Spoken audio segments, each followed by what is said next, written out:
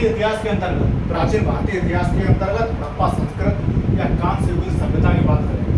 हड़प्पा संस्कृति का जो विस्तार था वो मुख्य रूप से पंजाब, सिंध, बलूचिस्तान, पंजाब, सिंध, बलूचिस्तान, इसके अलावा ये क्षेत्र पाकिस्तान में है और भारत में इस क्षेत्र का विस्तार था गुजरात, राजस्थान, हरियाणा में क्षेत्र का विस्तार था। साथ ही साथ पश्चिमी उत्तर प्रदेश जो हिंडन नदी का क्षेत्र, उस क्षेत्र में हड़प्पा संस्कृति का विस्तार था। इसके अलावा अगर भारत में और इसके विस्तार की बात करें तो जम्मू में इसका विस्तार था, जम्मू में इसका कुछ भाग पाया जाता है। साथ ही साथ जम्मू से लेकर दक्षिण में नर्मदा नदी के मुहाने पर हड़प्पा संस्कृति के अवशेष मिले हैं। इसके साथ ही साथ बलूचिस्तान के मकरान तट से लेकर पूर्व में जो भारत में मेरठ है, पश्चिमी उत्तर प्रदेश में, वहाँ तक हड़प्पा संस्कृति का विस्तार है। अगर इसका काल निर्धारण की बात करें तो रेडियो कार्बन डेटिंग विधि के द्वारा इसका जो काल निर्धारण किया गया है 2350 ईसा पूर्व से 1750 ईसा पूर्व, ये हड़प्पा सभ्यता अस्तित्व में थी और इसी को सर्वाधिक मान्यता दी गई है रेडियो कार्बन डेटिंग विधि के द्वारा। इसके अलावा अगर इस क्षेत्र के मुख्य स्थलों की बात की जाए तो उसके मुख्य स्थल इस प्रकार है। मुख्य स्थल, उनके खोजकर्ता और वहाँ कौन कौन सी चीजें पाई गई। जैसे सबसे पहले बात आती है हड़प्पा की। हड़प्पा की जो खोज की थी दयाराम साहनी ने की थी और इसकी खोज की थी 1921 में। और ये मोंटगोमरी जिला है पाकिस्तान में, वहाँ इसकी खोज हुई थी हड़प्पा कल्चर की। इसके अलावा इसमें जो साक्ष्य मिले हैं, इसमें मछुआरे का चित्र मिला है। मछुआरे के चित्र के अलावा यहाँ कांस्य दर्पण भी मिला है। इसके बाद दूसरी बात आती है, दूसरा क्षेत्र आता है मोहनजोदड़ो खोज की गई थी 1922 में की गई थी और मोहनजोदड़ो खोज राखाल दास बनर्जी ने की थी। और हड़प्पा जो सभ्यता थी वो रावी नदी के तट पर अवस्थित थी और जो मोहनजोदड़ो सभ्यता इस सिंधु नदी के तट पर पाई गई थी। क्योंकि जो पुरानी संस्कृतियां हैं, सभ्यताएं हैं, वो सभी किसी न किसी नदी के किनारे विकसित हुई है। क्योंकि मानव की प्राचीन काल में मानव की पहली आवश्यकता जल थी और जल नदी किनारे आसानी से उपलब्ध था पेयजल के लिए और साथ ही साथ कृषि कार्य के लिए। इसके अलावा अन्य क्षेत्र आते हैं जैसे लोथल क्षेत्र अहमदाबाद के गुजरात में मिला और लोथल में एक बंदरगाह मिला है, जिससे ये बात सिद्ध होती है कि भारत के पश्चिमी तट से जो अन्य देश थे उनसे भारत का प्राचीन काल से ही व्यापार रहा होगा सामुद्रिक मार्ग से। लोथल की जो खोज की गई थी 1957 में की गई थी और लोथल की खोज की गई थी रंगनाथ में। इसके अलावा लोथल में हाथी दांत के अवशेष मिले हैं और गोदी अर्थात समुद्री बंदरगाह, छोटा समुद्री बंदरगाह मिला है। इसके अलावा चावल के साक्ष्य मिले हैं और इसके अलावा वहाँ पर 3 समाधियां मिली हैं लोथल क्षेत्र में। लोथल के बाद बात आती है जनहुदुड़ो।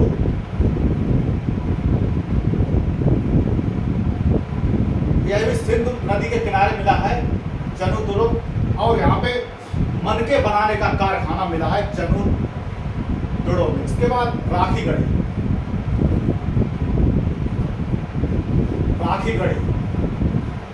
गढ़ी क्षेत्र हिसार हरियाणा में मिला है और राखी गढ़ी घग्गर नदी के किनारे मिला है, जिसे सरस्वती नदी है उसका अवशेष माना जाता है राखी गढ़ी। और राखी गढ़ी में जो तांबे के उपकरण मिले हैं, साथ ही साथ वहाँ पर जो हड़प्पा लिपि से संबंधित भाषा के अवशेष भी मिले हैं राखी गढ़ी से। राखी गढ़ी के बाद बात आती है कोट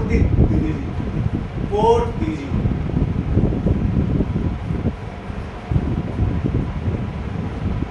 यह सिंध पाकिस्तान में मिला है। इसके साथ ही साथ जो राखी गढ़ी है वो मिला है हिसार हरियाणा में, और कोट दीजी सिंध पाकिस्तान में मिला है।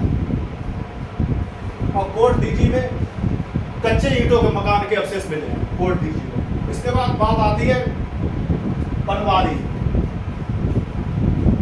बनवाली क्षेत्र मिला है, बनवाली क्षेत्र मिला है, ये सरस्वती नदी किनारे मिला है। मतलब ये माना जाता है कि सरस्वती नदी का जो अवशेष नदी है उसके किनारे पे बनवाली जो क्षेत्र है हड़प्पा से संबंधित वो मिला है। और बनवाली ये हिसार हरियाणा में मिला है। और बनवाली में मिट्टी के हल और साथ साथ मिट्टी के हल और अन्य खिलौने मिट्टी के बने हुए बनवाली में पाए गए।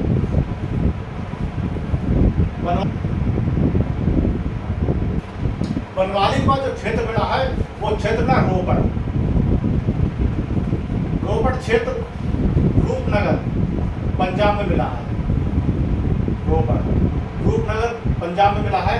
और रोपड़ क्षेत्र सतलज नदी किनारे अवस्थित है रोपड़ क्षेत्र। और रोपड़ क्षेत्र में जो साक्ष्य मिले हैं हड़प्पा संबंधित, वहां पे तांबे की एक कुल्हाड़ी मिली है रोपड़ क्षेत्र में। रोपड़ क्षेत्र के बाद बात आती है आलमगीरपुर। आलमगीरपुर यह मेरठ उत्तर प्रदेश में मिला है, मेरठ उत्तर प्रदेश में। और आलमगीरपुर ये यहाँ पे जो मिट्टी के बर्तन मिले हैं वहाँ उन पे रंगीन चित्रकारी मिली है। और मेरठ क्षेत्र में हिंडन नदी का क्षेत्र वहाँ पे मिला आलमगीरपुर। और आलमगीरपुर के बाद बात आती है सुरकोटदा।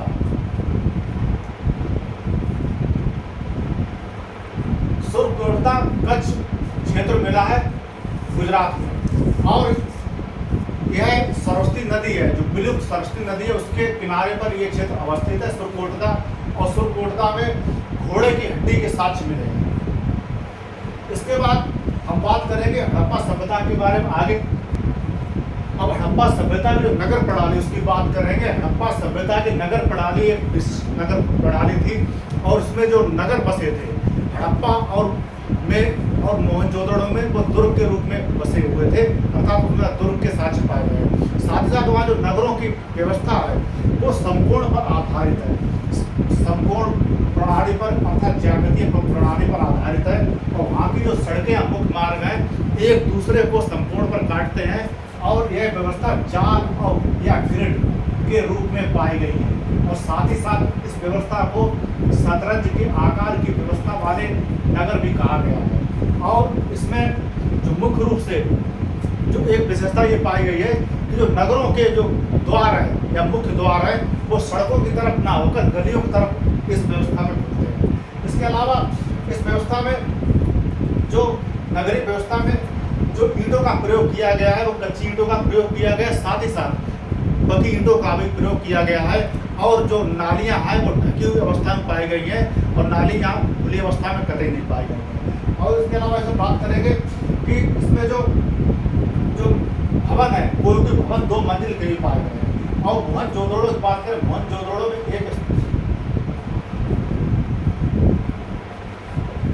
एक जगह पाई गई है मोहनजोदड़ो में। इसके जो महत्वपूर्ण सार्वजनिक स्थल पाया गया है वो विशाल स्नानागार है, विशाल सार्वजनिक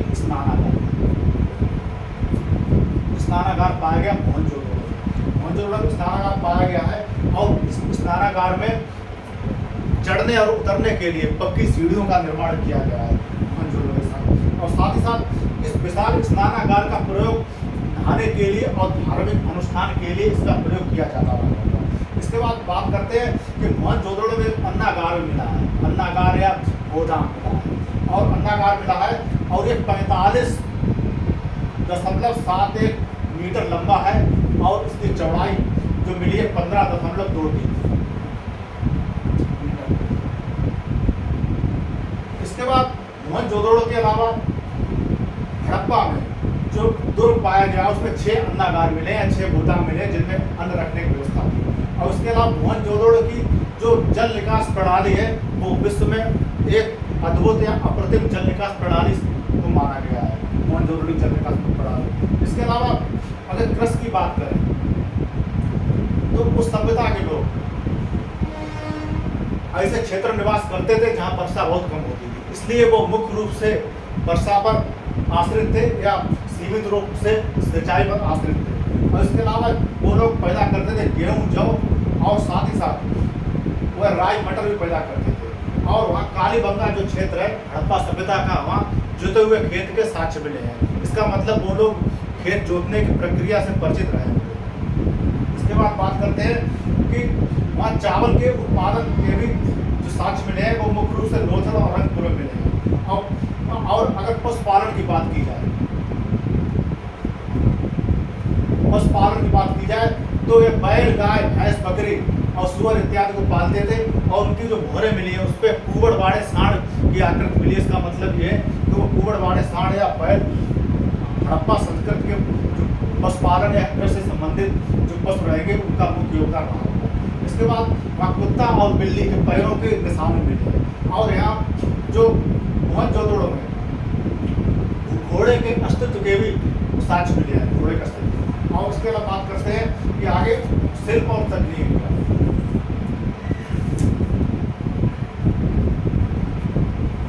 शिल्प और तकनीक, हड़प्पा संस्कृति मुख्य रूप से कांस्य संस्कृति थी।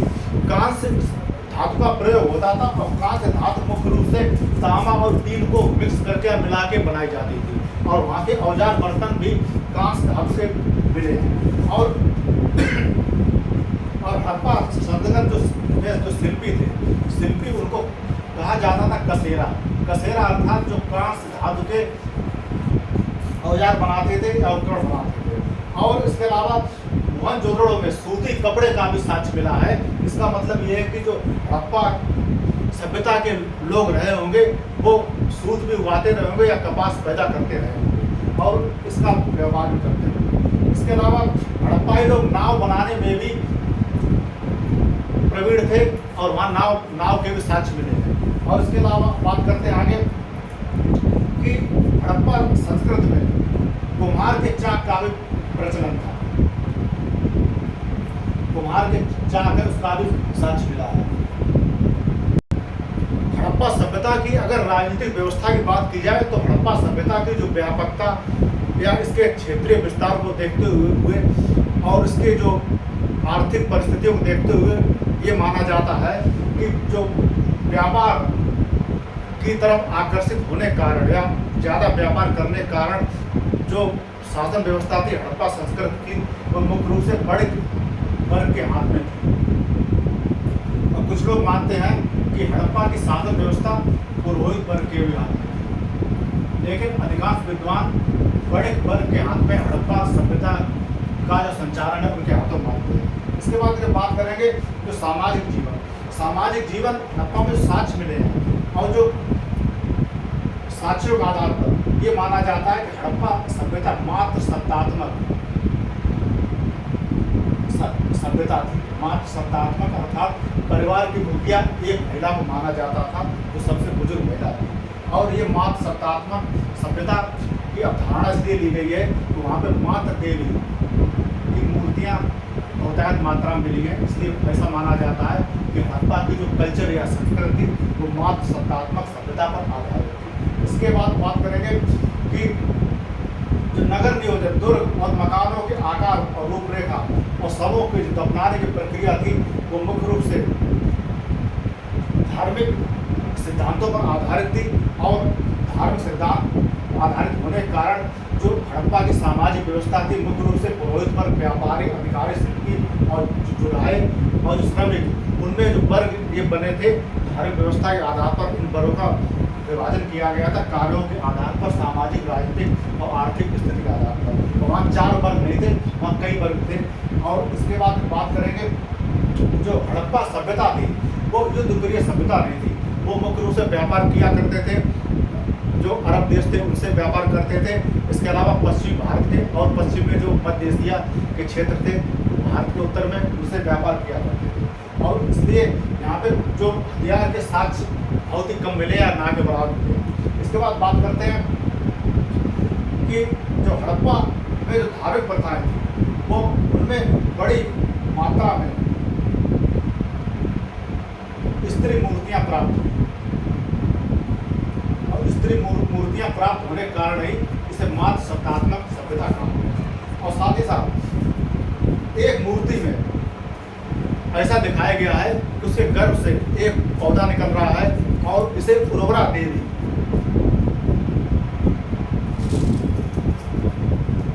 देवी की मान्यता दी गई है। ऐसा माना जाता है हड़प्पा के लोग उर्वरा देवी की पूजा करते थे, जिससे फसलों में बहुतायत रूप से उत्पादन प्राप्त हो सके। इसके बाद अगर हड़प्पाई लिपि की बात करें, हड़प्पाई लिपि चित्र भावात्मक लिपि थी, अर्थात पिक्टोग्राफ, जिसे आज तक नहीं पढ़ा जा सका। लेकिन इस लिपि में सूरज, चंद्रमा, मछली और नदी के पानी की जो लहरें हैं उनके चित्र उसमें दिए गए हैं। इसलिए ऐसा माना जाता है कि ये लिपि चित्र भावात्मक लिपि है और उसे पिक्टोग्राफ लिपि भी कहते हैं। और ऐसी लिपि मुख्य रूप से अभी वर्तमान में चीन, जापान और कोरिया देशों में प्रचलित है, जिसे चित्र भावात्मक लिपि भी कहते हैं। इसके बाद आगे बात करते हैं कि हड़प्पा में अगर हड़प्पा सभ्यता के पतन की बात करें तो अलग अलग इतिहासकारों ने अपने अपने अनुसार अलग अलग मत दिए। जैसे गार्डन चाइल्ड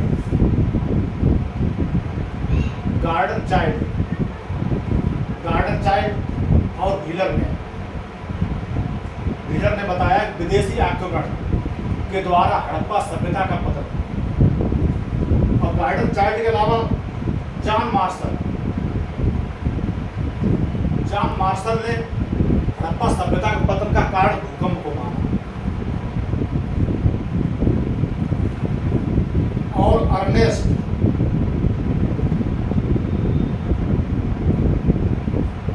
ने हड़प्पा सभ्यता के पतन का कारण बाढ़ को माना। और उसके अलावा अन्य विद्वानों ने हड़प्पा सभ्यता के पतन का कारण सूखे को माना। लेकिन आमतौर पर जो इतिहासकारों में, वर्तमान के इतिहासकारों में मतैक्य को माना जाता है कि हड़प्पा सभ्यता का पतन मुख्य रूप से बाढ़ और सूखे की आवृत्ति के कारण इस सभ्यता का पतन हो गया। अगर हड़प्पा सभ्यता की प्रजाति की बात करें तो हड़प्पा सभ्यता की प्रजाति विद्वानों के अनुसार द्रविड़ प्रजाति के लोग हड़प्पा सभ्यता के मूल निवासी थे। कुछ विद्वानों के अनुसार भूमध्य सागरीय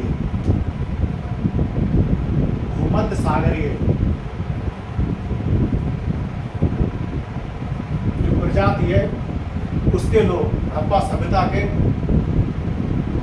जो मूल निवासी थे। और जो कुछ लोगों के अनुसार जो प्रोटो ऑस्ट्रेलाइड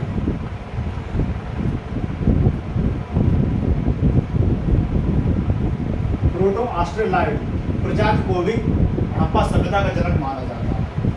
और हड़प्पा सभ्यता के बारे में यही माना जाता है कि आर्यों ने हड़प्पा सभ्यता की स्थापना की। लेकिन आर्यों का भारत में आगमन और हड़प्पा सभ्यता का जो स्थापना या उद्भव काल है वो समानता नहीं रखता है। इसलिए ऐसा माना जाता है मुख्य रूप से द्रविड़ प्रजाति, भूमध्यसागरीय प्रजाति, प्रोटो ऑस्ट्रेलाइड प्रजाति के मिश्रण से बनी प्रजाति ही हड़प्पा सभ्यता की जनक